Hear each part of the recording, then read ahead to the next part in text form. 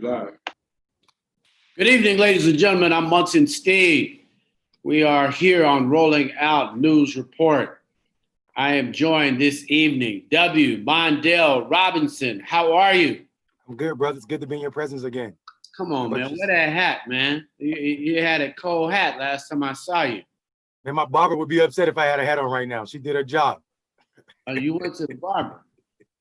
Yeah. I didn't go. I kind of missed it. Looks good on you, though. It looks good on you. I missed some spots. Like I can see it. I missed some spots now. I got to go back in there and get it right myself. So we had an interesting conversation. Why don't you introduce yourself to the audience? But we really want to get this dialogue going because, you know, it's countdown.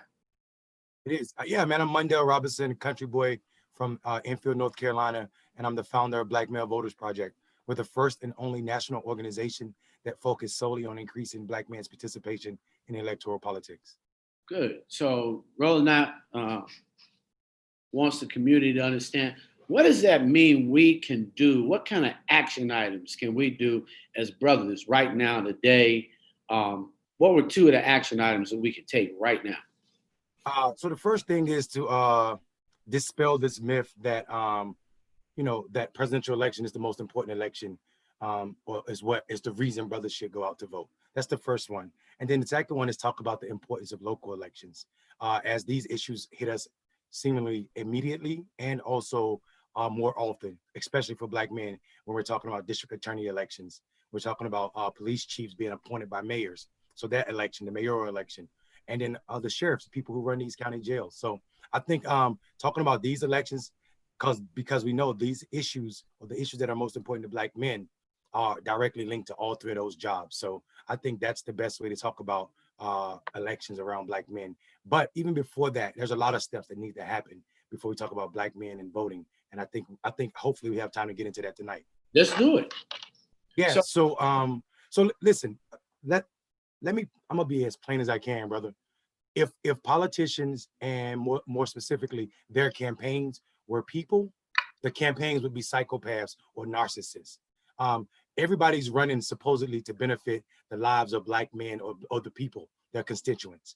But what we see is the only person centered is the politician or the candidate themselves. No one is centering the voter.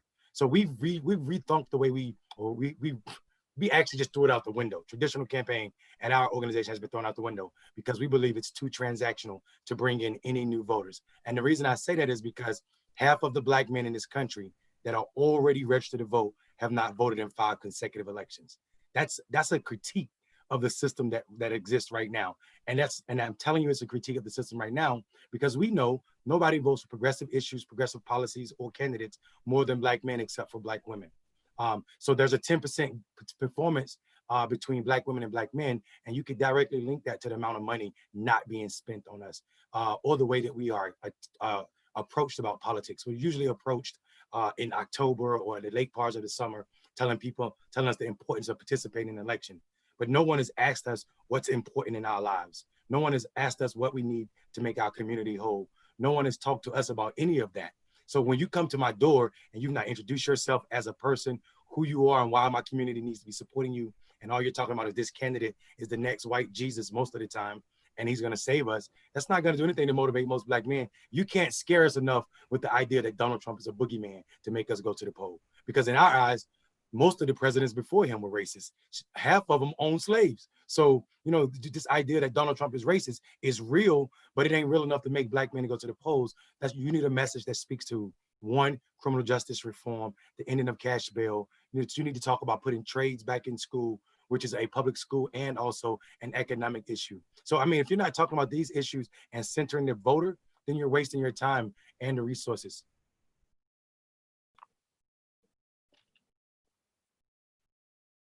How we do that? How we do it? I'm doing it, brother. I said we. See, the one thing, I made sure that I reached back out. See, the one thing was I said, well, I'm gonna get with him. Maybe I can figure out how to get us some money and have these conversations and really. Yep. I think we talked about KPI, so I didn't want to just be talking about it. I really wanted to be able to say, okay, Mondale, who do I reach out for? So I know, and I can call it. I can say, hey, Rolling Out want to know Why? I mean, I've said it loudly as it relates to the Democratic Party. I don't have no problem with street money. I believe you should, if churches is going to be pushing your candidates, I believe they should get a check. I believe that you should make sure that the Black Men's Voter Project gets a check. Now, if you're not giving out checks, and I'm going to see more TV commercials, which I don't even care about. Exactly. Exactly. You're absolutely right. And I'm glad you said that, because this is I mean, like, it's the good thing is we started a nonprofit. It's a 501c4. It's not a C3. It's a C4, which means your donations are not, they're not tax deductible, but they are for the civic betterment of the community. The thing about it is, man, we usually get C4 funds at the end of political cycle. And that's so problematic, because C3 funds are designed to educate. C4, I can be explicit about what the problems with a potential candidate or party or any issue that's on a ballot right now, and the harms it has on our community. So we need that funds earlier, especially because we have to talk to Black men more often.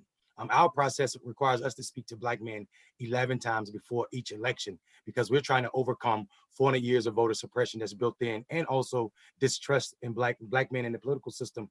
And I'm not sure that all of that distrust isn't rightfully placed, because we've seen how political systems affect Black men, and it's not always in a good way. So I hear you with the we, but the we is we definitely need to bring more people into this circle. Participating in Black Male Voters Project resources is definitely one way that people can get involved, but also talking about our organization and the work that we're doing is something else that we could be done. Like, we need influencers. We have, here's my thing. I was on the phone with an NBA player. I ain't gonna say his name because I like him.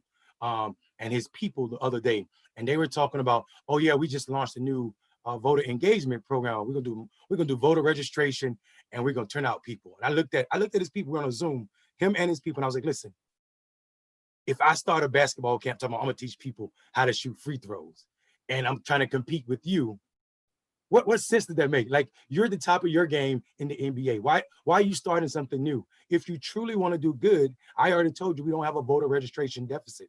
Our problem is not we don't have enough people registered.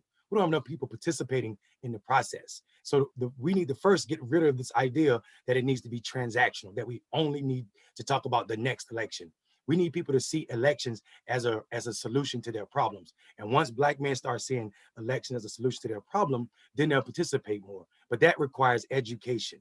And that's what we're doing. We're spending, like I said, our first 5 conversations aren't even about elections at all. It's just about that brother, the individual brother we're interacting with, his community, and what's going on and what he needs to feel whole. And I think that's how we do it, man. Yeah, I know you said that. I listened to you. I listened to you. I think the conversation, W. Mondale, is really focused on the amount of education. Like, when you sit back and you say, I talked to you 5 times, I think the engagement means I'm working to establish a relationship that is clear, and that we can share back and forth dialogue to understand that there are bigger missions for all of us. So I get it. I mean, I when you talk, people want to skip that part. They want that part. to skip that part. Now show up on this day. Right. And I hope you can make it there. And I hope you're all right. And I hope your boss gonna let you out. Versus, if we would have talked to him 20 times over here, we could have just got him as an early voter and wouldn't have to worry about him on election day. Absolutely.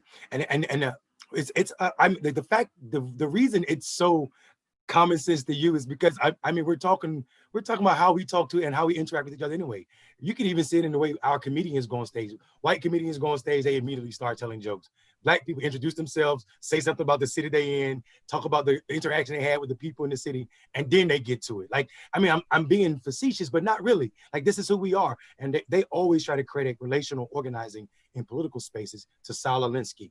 That's what Barack Obama said, and all of the white consultants. But if you know anything about American history, I would credit it to the people who created the Underground Railroad. Those Black people had some serious relations, so much so that they were able to escape from the Southern slave system all the way to the north, some parts of Canada.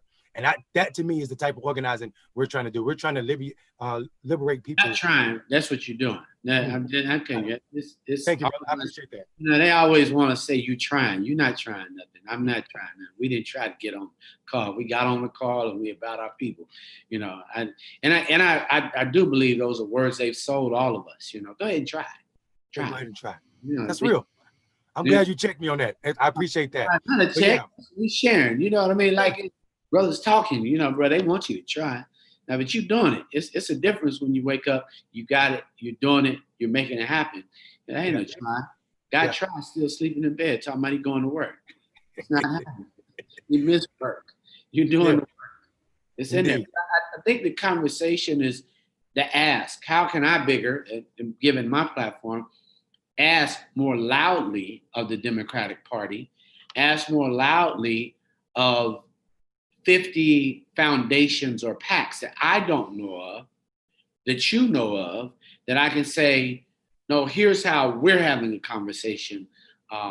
This is our outreach to the brothers. Because it took a lot. You talk about voter suppression every day. Right. Because literally, I went to vote in the last primary, what is it, 2 weeks ago. I'm already staying at home, so it took a lot for me to get out. I get there, the girl that took my ID had no mask on, so now I'm pissed off. No gloves. So now, and it's not her fault. It's literally she working for somebody, so nobody's protecting her. The lady that gave me my little sticker, no mask, no gloves. Now, clearly it could be a cultural issue, it could be whatever, but we're all in an enclosed space, so I'm upset. My point was when I went the first time, and I'm in 30331, bro, they had like 400 people at 7 o'clock. Right. Jesus, this ain't working. And so my team stayed on me, so I went back at 4. And there was maybe 3 people in front of me. So I get it, but suppression's real. Right. And you know what I tell people? We wasn't open. Machines weren't working. That's not a mistake. That's by design, right? Like the machines was working fine in some other zip codes, right? Right. Perfectly fine. So I mean, we know why the machines weren't working, and we also know why it's 400 people in line at 7 o'clock in the morning in certain precincts. So right. I tell you this, and I tell people all the time, that is a form of voter suppression, and that's the one that we talk about the most. But there are other forms of voter suppression. If you think about the psychological, nature or thought that goes into voting, that's almost like self-actualization, which puts it at the top of Maslow hierarchy of needs. Black people don't exist at the top part where we're talking about self-actualization because we still need to get security. So we're at the bottom most of the time. We're at the bottom of the pyramid, so to say, and we're still trying to make sure that we're safe, got housing, got food. And without all those things, we can't even think about this foreign concept like voting. There's other forms that this country don't even consider as voter suppression. That is, all of the institutional racism that's built into every system in this country is a form of voter suppression if you think about it. Because if I got to work 2 and 3 jobs, it's less likely that I'm gonna miss 2 or 3 hours, 4 hours, which is $30 out of a $10 per hour paycheck, which is also half of that day's pay. I can't afford to do that for voting when I got kids to feed. You know what I'm saying? So all of this, people not being able to feed themselves, people having to work 2 and 3 jobs, all of that is a form of voter suppression, not to mention all of the other things that exist in Black communities that we know of. Now, how do we get that message to the 50 Democratic independent PACs that are gonna cut checks? Go ahead. No, who do we need to approach? Yeah, so I honestly believe the funding for us and the work that we're trying to do, the Democratic Party has too many strings and want to put its names on it. Plus, it affects our reality or our reliability because we become a part of that institution, and we have some critiques, a lot of critiques for the party. But what we do need is we need people that are leading foundations, large foundations. There's a few foundations right there in Atlanta, right, that are led by Black people or people that care about Black people, that should be donated to Black Male Voters Project. Because like I said, our program does not only increase the number of brothers voting, it also increase civically engaged people, like about other things. So our program, the way it's built, is to make you a better citizen in general, not just about voting, because we know voting is not revolution. or not even electing a black person is revolution. Holding that person accountable or unelecting that person the next election when they didn't do what they say they're gonna do is revolution. Ending this idea that incumbency is enough. So I think telling people right there, some of these foundations right in Georgia, talking to some of these famous people about getting involved and stop speaking without asking. I mean, I don't mind people being activists. People should speak up. If you black, you have the same pain. You suffer from the same thing. But there's some of us 20 years into the game. I promise you, I know you see the news just like I see the news, but that don't mean you know everything I know about this work. And sometimes you say things that harm people, put people in dangerous spaces just by running your mouth, and you ain't been educated. So I would love if you could, talk to some black folk that are influencers and bring them on board. I would love to have a town hall with black men that are in the industry, NBA, NFL, and also, the entertainment industry, and just talk to them about what it really means to say certain things. Like when you say, I'm gonna hold the black vote hostage. What you're really saying is, first of all, you don't own the black vote. But secondly, you're putting black organizers in jeopardy. When they go to the poll, they're like, Diddy said we shouldn't vote. When they go trying to organize people, people are telling them Diddy said we don't vote. And what's worse is if a white funder take you serious and say, well, Diddy said he's gonna not, he's gonna hold the black vote hostage. So we don't need to fund this organization. Maybe we should spend our resources on the Latino or on other communities, right? So what happens is, you got a whole black organization that might be losing money because you just said something that makes no sense at all. Yeah, they seem to ask people like that, those questions. They seem to ask people like that those questions. And it's Malcolm X said it in the 60s, like, I don't know another community where their activists aren't just activists. We need to figure out a way to fund activists and also political work for ourselves that is not rooted in Democratic Party. Democratic Party launched this organization or this arm of their organization called Chop It Up. It's supposed to be targeted towards black men. The person in charge of it is not a black man. The consultant they hired is a black man, but he's of the party. I mean, he's of that ilk. So he's not pushing the envelope because he thinks just like them. He's not telling them the truth about these. Like, you're not entertaining or introducing anything new to black men. And I try to tell the Democratic Party, the fact that you started Chop It Up in a barbershop, in black barbershops, with a white man standing in the front of the room talking to brothers, that makes no sense at all. Like that, first of all, the barbershop is a holy ground, it's a sacred space.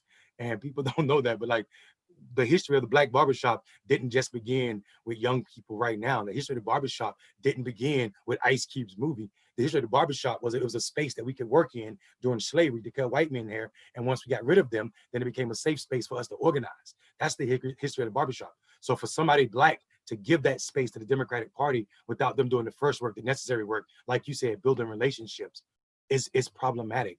And it also goes back to that transactional nature that I was talking about that exists in traditional campaigns. And we just got to root them out. And I think the way we root them out is we go to them with data. Like, this is why I was so excited about what we did in Georgia. We turned out 35,000 brothers to vote by mail that had not voted since Barack Obama's first election. So that is a big deal. 35,000 new brothers voted by mail that hadn't voted since 2008. Now we know there's going to be more brothers that turned out because of the work we did after the numbers are fully counted. We did the same thing in Kentucky, where we talked to every black man in Kentucky that's registered to vote. Our program works. We can tell by the way we talk to brothers, the way we interact with them, and the way they get back with us and talk to us. So I tell people all the time, we just got to figure out a way to fund us. And that way if it comes from us, then it can remain so much truer. I don't take dollars that tell me how I can and can't talk to black men, because I think that's a slippery slope and it never ends good for my community. So, I need lists, W. I got some lists for you. I don't know if you want them on air. I can give them to you too. You gotta give me the list, bro, because I don't want our community held hostage by anybody, and I don't want them confused that they don't need to go check a whole bunch of boxes. Absolutely, man. Absolutely. I tell people all the time. Let me a great example. I know a lot of people get mad at me when I say voter registration is not the cure. If we had enough people participating, I'm talking about turnout, right? Then we could eliminate voter registration altogether. We could do exactly what they do in like these majority white states like Oregon, where there's no voter registration. You just need to be 18, and when you turn 18 in that state, you're automatically registered. You actually have to opt out of voting in Oregon. You know what I'm saying? We need to get to the point where we're electing Secretary of States in every state that think like that, so we can get rid of this idea of voter registration. But I sometimes believe that some people on our side of the aisle want to keep voter registration because it pays so well to organizations doing that work. The problem with that, though, is when organizations opt to do voter registration instead of voter education, we suffer, our communities suffer, because those are the same organizations that would be doing that work. So we gotta push back on donors and those people who are advising their political advisors, who are usually white people that are advising these donors on what they should and shouldn't be funding, because no one should be funding mass voter registration if they're not funding at an equal or even higher level for voter engagement, because that's the most important work. And all of these organizations, I mean, you see them. We're gonna register 3 million people. So, how many are you gonna turn out? How many are you gonna turn out? Chop It Up. Why wouldn't I know about Chop It Up? Exactly. Why wouldn't you know about Chop It Up? Now, this is the Democratic Party's, and you know the Democratic Party got way more money than me, brother. You know that. So how is it that they've started this thing called Chop It Up, and you don't know about them? But I'm a little black boy from the orange dirt in North Carolina who started Black Male Voter Project, and you know about it. It's because it's where it's grown at. We were grown out of the concerns and need of black men for black men, and that's why I tell them all the time, like, you could throw a nice little tab on it, but if all you're talking to black men about is voting right now or voting in this election, it sounds just like your campaigns, and that's transactional. But I promise you, the closer we get to elections, you're going to start seeing it. There's a few other groups that popped up talking about black men right now. The tragedy is we need to be extremely clear on what our asks are, so we know that we're not getting BS, and some people calling it full engagement. And because so often what we get is not enough and it's too late. And then people claim that they did something for our community. So Chop It Up is run by a white male. No, black woman. Black woman. She's the head. And there's, like I said, they got a consultant who was a part of the Democratic Party establishment that's their consultant. And it's just like, guys, I literally told them, like, that I try to help people. Whenever I see black people doing stuff about us, I always offer advice. So it's important that I'm always speaking the truth to power about how you engage with black people and what you're saying to us.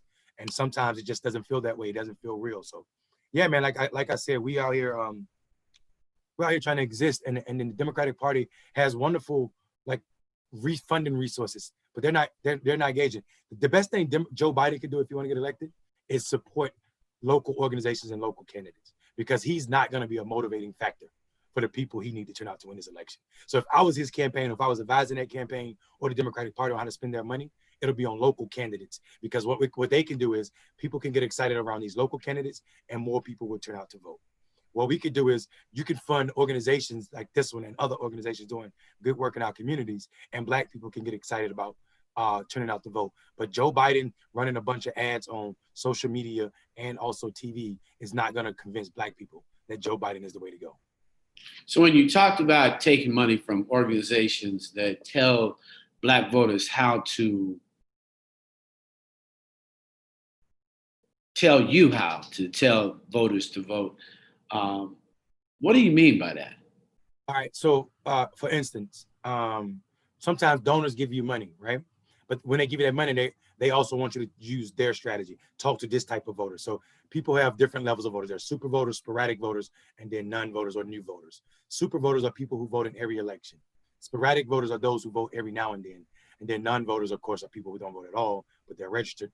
And then there's also like the new voters, people who just turned 18 or just registered for the first time. So they'll tell you, you need to say this need to be the messaging to this group of voters, and then this one, and then this one. And the messaging comes from some white consultant in DC saying, oh, I poll tested this message. This is what you need to be saying to them. So I don't take that type of money, because first of all, what white people tend to miss all the time is that I don't care about your polls, because your polls don't really speak truth to what's going on in my community. First of all, you're not even calling the majority of people in my community, if you're even calling black people. And then the black people that you are calling, I know some great black people that the only time they told lies is when a white person called their phone asking them something about their personal business. One of them people being my grandmother, who was a super Christian, went to church all the time. And the only time I saw her lie is every time somebody white called and asked about her insurance or something else in her house. She even answered the phone, praise the Lord, and then followed it with a lie. And that's not because my grandmother was a liar or didn't trust white people. That's a survival mechanism. I tell people all the time, my grandmother was born the grandchild of a slave or enslaved black person. So we know lying on the plantation was a way to live. Nobody would have told the master when he pulled them and said, are you happy on here or are you gonna try to escape? Nobody gonna say to the master, we're gonna stay here because we're gonna try to escape tomorrow. That's a death sentence. So like lying to white people when they're polling us about our well-being is something that's as old as apple pie and slavery. So I don't really trust white people polling of black people. Show me some polls by black people to black people, and then we can start talking about what's real. But I mean, and I know it's true because we do these things called Brothers Be Voting, and there are focus groups, and they are completely different. The issues that are coming out of these groups are completely different than what these national white pollers are saying are the top issues. So we're getting different numbers. It's just like, and I know I'm sitting in a space where it's closed off. There are no cameras, there are no videos, there are only black men in this space and people telling the truth. And we oversample size. We oversample for people who don't vote. We oversample for gang members. We oversample for drug dealers, people who don't believe in the political system at all. We let politicians in the room. We let people like myself in the room, but we don't let them control the conversation. You will not filibuster the conversation. So you're in there to listen more than to talk. And what we're finding out is everything they think they know is completely wrong. Healthcare is not the number one issue for black men. It's almost as unpopular as Donald Trump with black men. The number one issue with black men is economics in the form of putting trades back in school. Brothers talking about trades. And I'm gonna tell you how different the world is, how different the people speak politics than black men. Black men in these groups that we've been having use public safety in a completely different way. When the public say public safety, they're talking, it usually means more funding for police officers. In these groups, what we're finding out is when black men use public safety, they're talking about they shouldn't be afraid when a cop drives behind them. They shouldn't be afraid for their kids who are in college to call the police if something goes wrong. But unfortunately, they don't feel that way. So when they talk about increased public safety, they're basically saying the same thing as we are when we say we need to defund or rethink policing.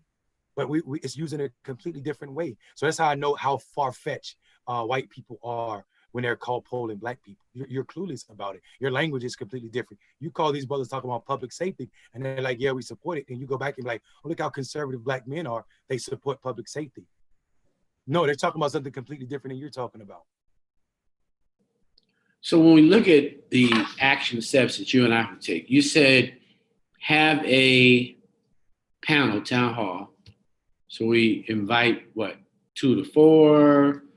I think if we had just so they're not, I feel like people should be comfortable. So we should have more likeness than dislike. So if you and I are the minority, meaning you and I are the politically super sound folk, I think it'd be great if we had brothers that were like, if we had 2 or 3 brothers from each industry, 3 people from the NFL, 3 people from the NBA, 3 people from, you can even invite 3 people from the Democratic Party. I promise you, I'm gonna be shutting them down a lot because the stuff they're saying is based on the white politics.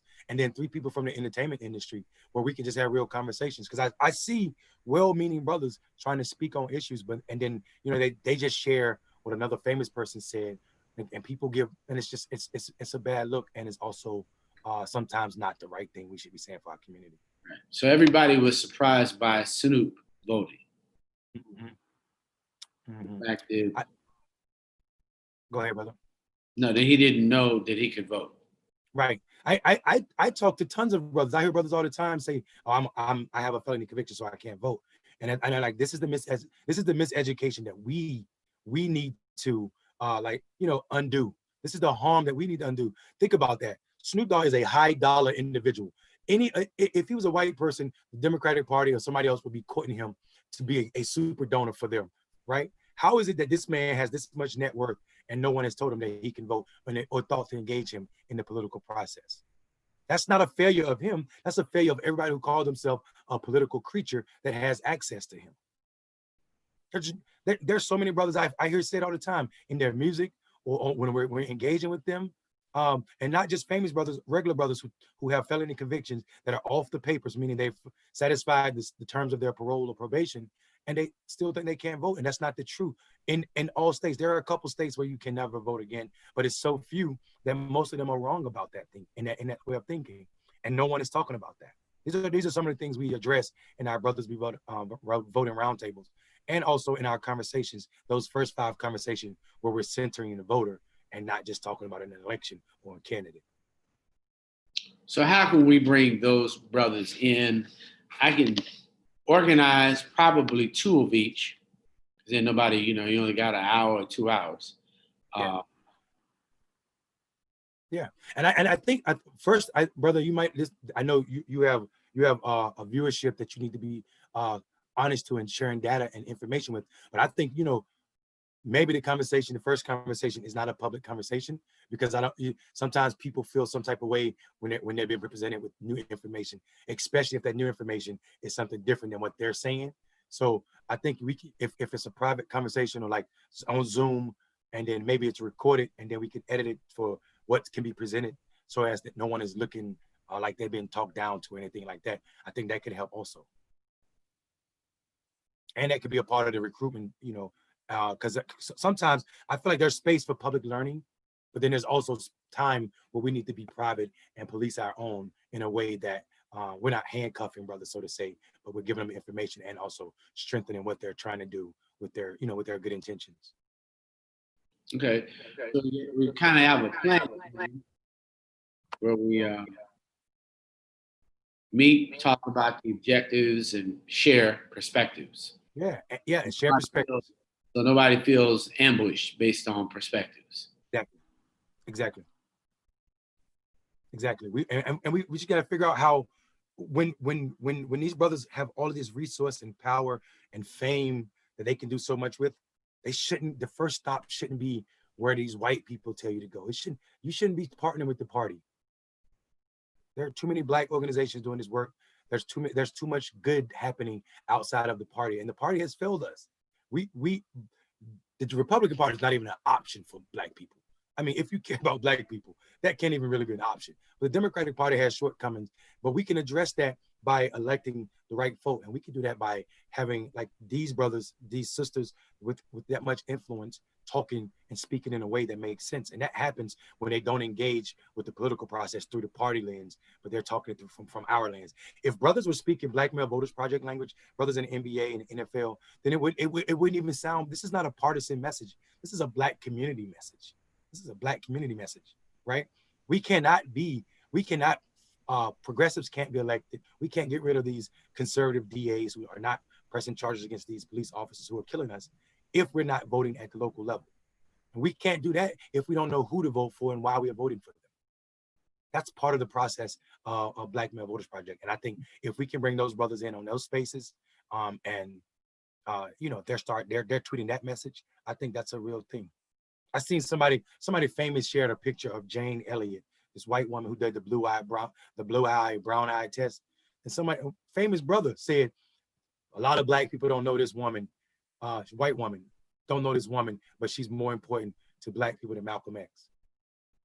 And I'm like, this woman exists in her privilege where she can talk to white people about their blue eyes and their privilege. Malcolm X got killed for speaking truth to power. That is not the same. So those are the type of things that we need to let people know. Like, there's a difference in white people talking to white people about white people, and then being a strong, upright Black person talking truth about our communities and the harms in the face of terror. And that's what Malcolm X was facing. So, I think we have you with your outreach and your reach, and then the experience that I bring. We have the ability to make a wonderful relationship where it's for the betterment of our community and doing our part with Black men. And I don't want anyone to think that we're not concerned with what's going on with the sisters, but the sisters are so ahead of the world. I mean, like, the sisters are these are the most consistent voters in America. And also there are so many good sisters that are doing the work right to educate and get them out. I mean, there's organizations like Higher Heights. There's organizations, She the People, INSAE with New Georgia Project. All of these organizations are already doing, the Black Voters Matter. All those organizations are already doing the right thing by, centering sisters and doing that work. So we don't need to be in that lane anyway. right? This is a companion piece to that work. This is how we close that 10% gap. Sisters are outvoting us by 10%. And it's not that we need to catch up with them, but we need to catch up with them, not at the expense of them, but for the benefit of them. I see the issue. I see the issue, W. Mondale. Let's do it, man. Let's build something big. I promise you, I tell people all the time, Black Male Voters Project can't be owned by me. I founded it. I started it.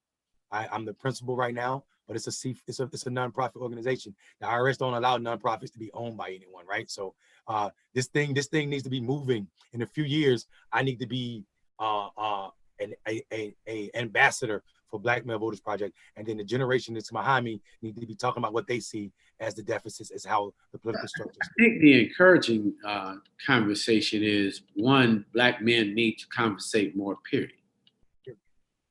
So we can't be afraid of each other. We gotta be brothers. We can't keep saying we're not brothers. So I think the inclusion in the conversation is probably challenging to people who are uncomfortable about Black males. So I could see why they would have a chop it up run by a woman. And people need to see that there's some shortcomings to that. And what you just said is truth to power. Like, we cannot just because white donors or white people want to center somebody other than Black men around organizing Black men, we all should find fault in that. And I don't think we are afraid to talk to each other, because what people don't know is, man, when I'm talking to my brothers in some form or fashion, not just my blood brothers, but the men I call my brother, every time I see them, it's I love you in a certain way. So I don't think the problem is what you just said. It's not that we are afraid to talk to each other, it's that we don't do it enough. Just like you said, we need to do it. I think their systematic oppression creates things like gangs.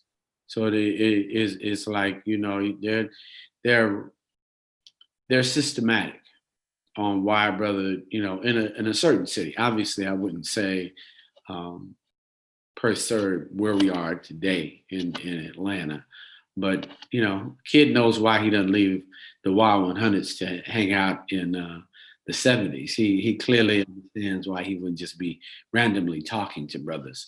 Yeah, and I think, but this is not to glorify, you know, some aspects of that, like the lifestyle. But even in street tribes, some people call them gangs. Even in street tribes, there's some like slap in the face to America's politics, right? There's so much structure in those organizations that we don't talk about. When they say nobody can organize Black men, but we see these institutions, these street tribes, very organized. They have a structure, right? And people generally follow those structures. So I spend time talking to these brothers about how, you know, like you have this many members. Why aren't you turning this into a business model where you can say, I can give you this many votes every election cycle, right? Like this is a legal money stream that you could tell these candidates, okay, this is my community. Here's what, if you come in my community, this is how many votes you're gonna get. However, this is what you're gonna do for these votes. And the minute you don't, we're gonna unelect you, because you know we are good for this many votes, because the capital going to say it, and then everybody's going to go do it. So I mean, I'm trying to teach people like how street tribes can become political tribes. I think once again, it's just the dynamics of brothers leading, growing organizations, being organized, having objectives and goals that will enhance their lives. Indeed. So if you don't know that moving that DEA out of that position will enhance your life, young brother, you might want to go ahead and understand the dynamics. Absolutely. That TV show. And I'm not sure that we even celebrated Ferguson loud enough. But them getting their first Black man. Yeah, I felt like, you know, white media needed to move us along so fast that we allow Ferguson electing his first Black mayor to become a headline for one day, and then it was gone. So you're absolutely right. That was definitely a celebration. It should have been part of the Juneteenth celebration. People should have been talking about that, because that is, and people, that's another reason the transactional nature of politics need to go away, because that's a trajectory. This is her election is directly linked to what happened to Mike Brown, and we need to start thinking like that. Like, what is our It trajectory? took a long time to get there. Take a long time to get there, brother. It wasn't like next year they got it and everybody organized. It was a Yeah. road. It was a road, and it was, and not even that, unelecting. Think about unelecting a DA that it took a cycle to unelect a DA that wouldn't press charges against those police officers, right? McCullough got gone. He got gone after the next. It wasn't the next election, but we got a black man in there now, black DA. He's doing right by the people. He calls himself a progressive DA. I don't go as far as he call DAs progressive because you're a police officer still. So I don't know about progressive policing. So because if you tell me you're progressive police, I'm gonna tell you to turn all your funds over to the mental health department and then stop prosecuting people because I'm a prison abolitionist. So I don't. But the brother's doing right by the community. You know that there's been less prosecuting. And I understand the issue now. Yeah. You don't have a T-shirt company. I don't have a T-shirt company. Prison abolitionists. You know, you need to know. I don't have a T-shirt company, brother. You know what I'm saying? Like, just indeed. But that might need to be a T-shirt that we get made. You know, people. Yeah, man. We need prison abolitionists. Absolutely, absolutely. It's unbelievable to me how we are not. Well, we're not even we're a fraction of the size of China, and we have more people in prison than China. We're a fraction of the size of India. We have more people in prison. How is that possible? The over policing is a real thing in this country, and the harm associated with it should be similar to that of PTSD when brothers come home from war. People come home from prison with PTSD. There's no way I should be locked up for marijuana and come home a destroyed soul, like the way America's prison system destroyed people. So I absolutely am against it. Cash bail. Cash bail is trickery. I don't even know how it was ever allowed to be legal. Think about this. I've not been convicted of anything, which means I'm innocent. And you sit me in jail. In jail, this is pre-trial, right? I'm in jail until sometimes more than a year, 2-3 years, right? Waiting on my court trial because I ain't got $7,000 to give you that you ain't gonna never give back. And then when I finally go to trial, I'm not guilty. I still can't get my money back. Or the 2 or 3 years I sat behind jail for nothing. It is a racket. We need to talk about that. Why are we locking people? This is debtor's prison. This is debtor prison. Donald Trump's kids will never spend a day in prison because of bail, because they can always make it. So it's inherently a problem for poor people. And Black people, because of systematic and institutional racism, make up more percentage-wise of those who are suffering from poverty. And so it is unbelievable to me that you would. I had a friend call, bro, about work program probation, community work. And it was $280 ticket. They wanted 280 hours of work. What? An hour for every dollar. Now tell me that's not the plantation. I'm just saying, bro. He was like, well, that was the offer and they delayed I was like, oh no, man, you need to let somebody know about that. That's rough. That's plantation. What, you pay me $1 an hour? How is that legal? Right. I'm just saying. Where's the minimum wage at? Like, at least pay me the minimum wage to get these hours going. Right. Wow. Yeah, that's the racket I'm talking about. I was doing some death row advocacy work trying to end the death penalty in North Carolina before I went out to Arkansas for law school. And my brother was murdered. He street tribe member. He got murdered in the streets. And some of the conservatives that were in support of the death penalty, so-called pro-life people that are in support of the death penalty, which is an oxymoron. They actually gonna start like sending letters to me like, are you still uh, against the death penalty? This is the callousness in which these people exist, and I'm like, my stance is my stance on the death penalty.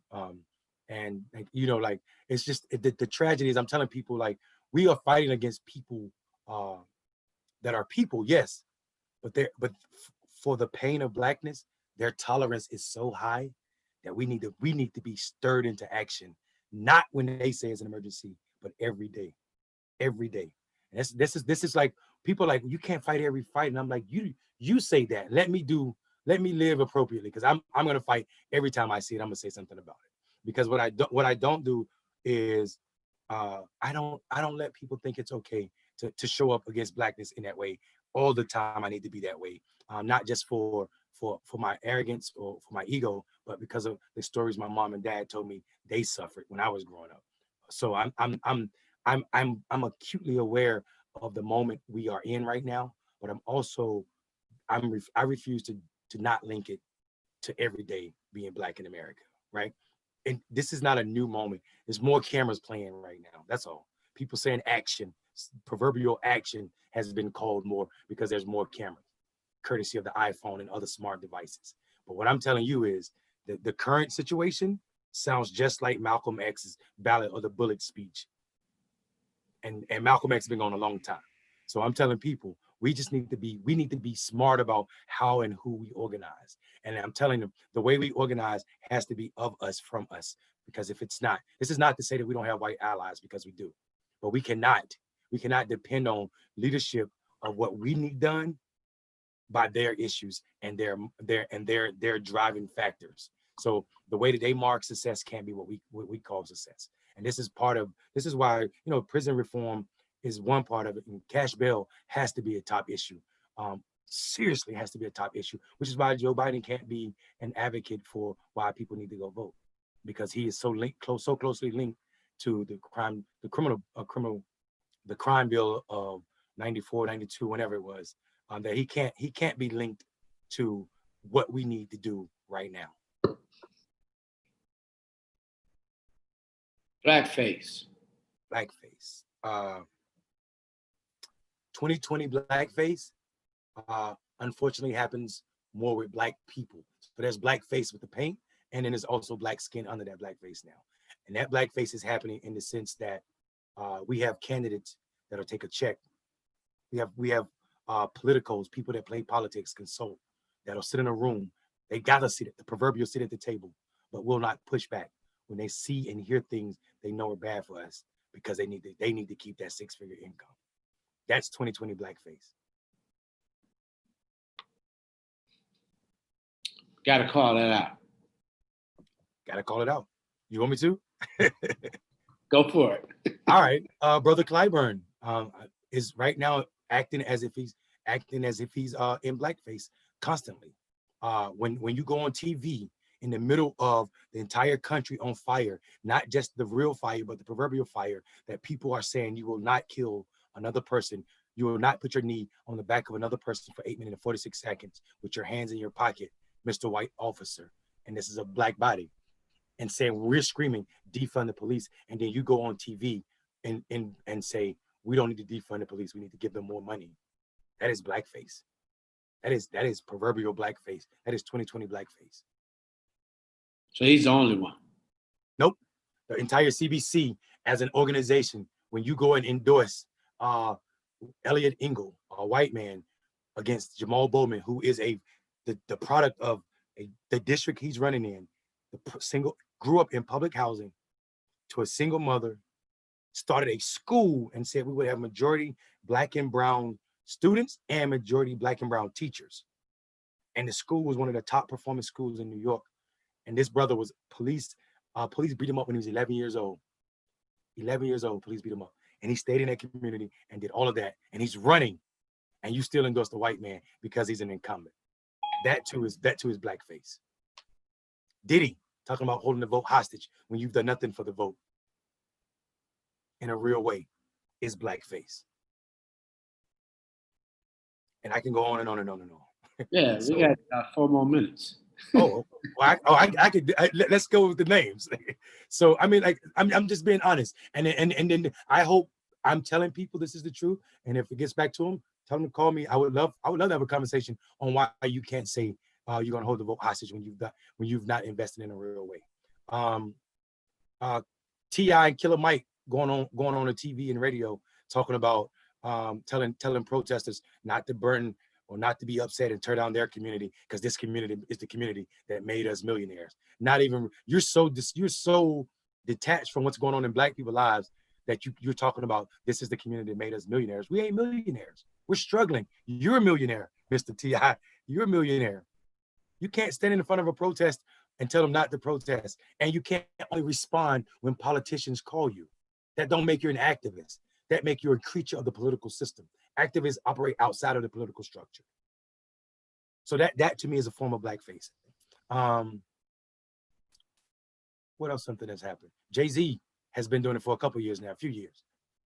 Jay-Z invested in this thing called the Promise app. I don't know if people heard about it. It allows people to be tracked. So we've been arguing and fighting to end cash bail, right?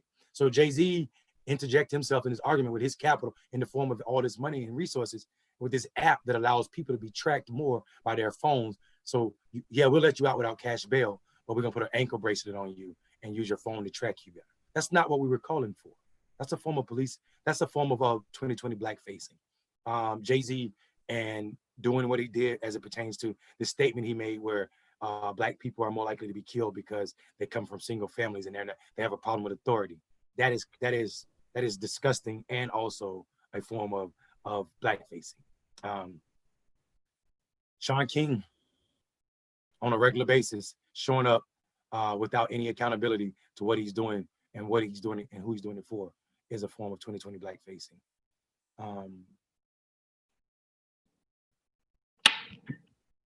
So many. The Republicans that did the 1776 project in response to the sister who did the 1619 project.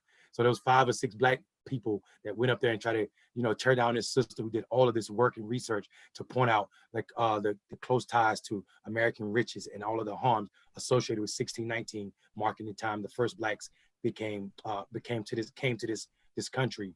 And they went back to their 1776 project. So it's all of that. All of that is form of blackfacing. What else? It's pretty good for it. Okay, all right. It's a lot to talk about. You got a lot. I'd have made a lot of people mad tonight. I don't know that you did. I think people have to seek the truth. We're at a time for us to at least. I tell you, everything is under reevaluation. Everything is under reevaluation. Absolutely, brother. 100%. And if we're not constantly, I like that you said that, because a lot of the times when you say that, people are like, oh, you're being disrespectful to the past and those that went. No, when we're not doing that, we're actually missing the ball. So I agree 100%. And that's a T-shirt right there. Everything is under constant reevaluation. All right. My deal, we got to do it more often, man. I will figure out how to convene a conversation. If we have maybe we can bring like-minded and then have a private. But whatever I do, I want to, in the next 14 days, move the conversation back here, but have it in a way that we actually have brothers, sports industry, and the music industry, you said. Indeed. We should. I mean, those brothers have more, they own more influence in our community than anybody else. So we should talk. They should have to sit down with us. Cool. So we will do we call it a seat at the political table. Our political table. Our political table. We building a new table. Yeah. A seat at the table. I'm trying to. It's an accountability thing for me. I'm really into this KPIs. Yeah. Really, I don't know enough groups, so we need to get those groups and put a light on the groups, the sisters groups. But I think even for why we support the brother group, brothers need to know why, and we need to know ask who, so that we can make sure. And then I will look for the sister that's chopping it up. I'll connect you to via All cell phone. All right. All right, brother. Appreciate you. Give me 2 weeks. I'll reach out. Everybody, this is Munson Steed, and of course, my main man, W. Mondale Robinson. For all of you who want to give, Mondale, tell them where they can give to the Black Male Voter Project. Yep, blackmalevoterproject.org. You have 2 ways you can give. You can give a donation directly from our website, or you can shop at our store, which is on that website as well. Also, you can find us on all social media platforms at Black Male Voter Project. Cool. Appreciate you, brother. All you out there in web and internet land, we'll see you next week on more Rolling Out News Report. Peace, brother. Thank you. Thanks, CJ.